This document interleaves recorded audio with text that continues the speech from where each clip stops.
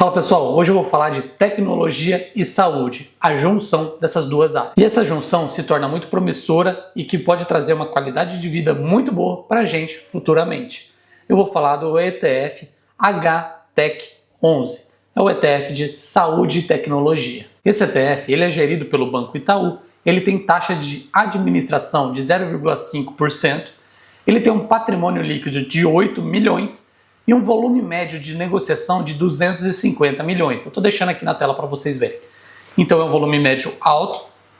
Para nós, falando pessoas comuns, eu e você, é um valor médio de negociação alto. Dá para a gente conseguir comprar e vender sem pagar o spread que tem nos ETFs. E isso é muito válido quando se investe em ETF. Então sempre tem que olhar, sempre é bom olhar a liquidez do ETF. Claro que tem formador de mercados, mas é por isso que eu falo. Tendo volume médio de negociação alto, você não vai pagar o spread do formador de mercado. Então sempre toma cuidado com isso nos ETFs. Os ETFs mais conhecidos quase você não precisa comprar do formador de mercado, mas os ETFs menos conhecidos, muito provavelmente você vai estar comprando do formador de mercado. E eu vou deixar a composição dos ativos aqui para vocês verem também. São 50 empresas, tudo voltado em tecnologia e saúde, é mais saúde. Empresas de saúde que usam a tecnologia. É esse o intuito do ETF.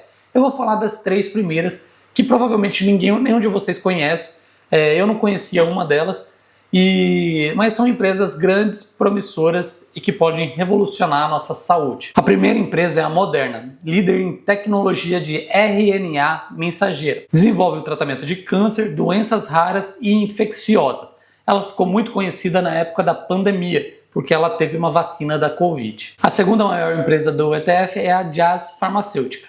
Ela é especialista em desenvolvimento terapêutico para o câncer, doenças relacionadas ao sono e epilepsia. E a Merck, uma das maiores farmacêuticas do mundo, faz tratamento de câncer também, faz remédios para tratamentos de câncer e tem linhas exclusiva para animais, tanto de medicamentos quanto para vacinas. Então são as três maiores do ETF e é um ETF focado nisso, saúde e tecnologia. E por que esse ETF tem potencial?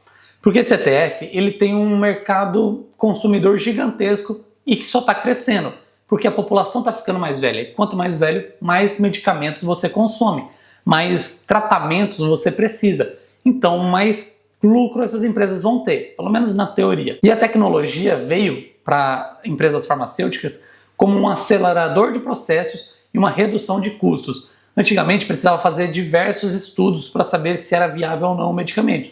Hoje em dia, elas já podem colocar os dados numa IA e a IA fazer esses estudos e ser mais assertivo na hora de testar, de produzir os medicamentos. Então a IA ela veio para reduzir e muito os custos dessas empresas. Reduzindo os custos, vamos aumentar o lucro. Pelo menos é isso que se espera das farmacêuticas. Só que também tem que falar dos riscos. E farmacêuticas normalmente são empresas que têm dívidas altas, porque elas precisam se alavancar para financiar vários projetos. Então, se o juro subir, elas vão sofrer muito. A oscilação da renda variável, todo mundo sabe que a renda variável oscila bastante, então você tem que aguentar essa oscilação. E é um setor altamente dependente de inovação. E se a inovação não chega, acabou toda a expectativa com a empresa. E muitas vezes essa inovação pode não chegar ou pode não chegar no tempo que se espera. Por exemplo, vou dar um exemplo aqui bem hipotético. Se espera que chegue um medicamento para tratar o câncer em 5 anos por determinada empresa.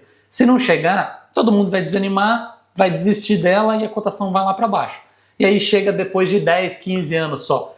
Não é que não chegue, mas se chegar atrasado, a expectativa vai embora e aí é capaz de você ficar sem retorno nenhum nessas empresas. Eu vou deixar também aqui na tela o gráfico do desempenho, desde o lançamento desse ETF, para vocês terem uma noção e verem graficamente se vale a pena ou não investir nele.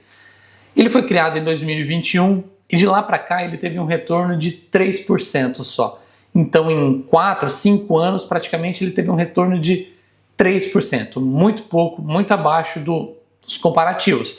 Está aqui na tela que vocês estão vendo, o CDI rendeu 74% e o S&P 500, representado pelo ETF IVVB11, rendeu 76%. Então, não foi um bom investimento esse ETF.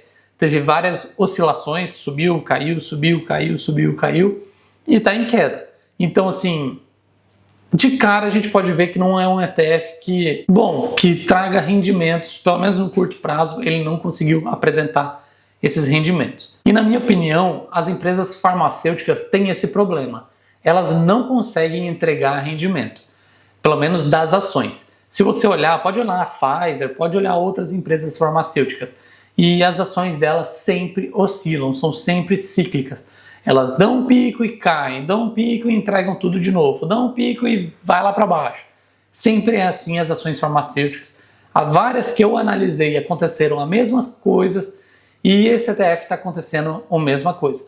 Então assim, apesar de eu gostar do ramo farmacêutico, achar que tem potencial para o nosso futuro, melhoramento genético e diversas outras coisas que pode fazer, porque é um ETF de saúde, os dados, o que eu leio, os estudos científicos que eu acompanho, todos dizem ao contrário. Dizem que são setores altamente cíclicos, dependentes de inovação, e se essa inovação não chega, ele perde todo o resultado.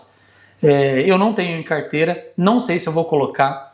Eu gosto, mas tudo que eu leio, que eu estudo, diz que não vale a pena. Então eu não tenho, mas eu acompanho. Eu acompanho para saber como tá, para saber se minha opinião tá certa ou errada. E, bem, eu tenho que falar para vocês a real minha opinião. Eu não tô aqui só para vender positividade. Tô aqui para falar do lado bom e o lado ruim. E eu tô falando, eu não acho que vale a pena. Eu não acho que vale a pena um ETF pro longo prazo.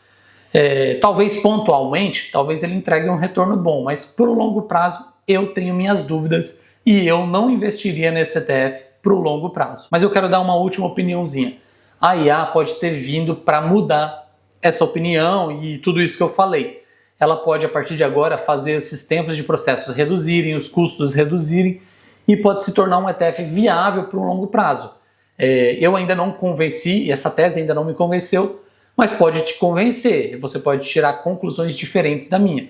Então a gente vai ter que avaliar esse ETF daqui para frente, como ignorar o para trás sendo ruim, e daqui para frente sendo uma nova janela, uma nova oportunidade. E a tecnologia pode ter vindo para fazer essa diferença. Não sei se realmente veio, tá tudo incerto ainda, a gente não sabe até onde essas empresas vão conseguir realmente tirar proveito da IA, mas pode ser, é uma possibilidade, não descarto, mas hoje eu ainda não estou confiante para investir nesse ETF. Era isso, eu espero ter te ajudado a tomar uma decisão sobre o ETF HTEC11. Se você gostou, deixe seu like, se inscreva no canal e comenta aqui para mim. Você acha que esse ETF é bom para o longo prazo ou prefere ficar de fora também? Te vejo no próximo vídeo, meus amigos. Até lá!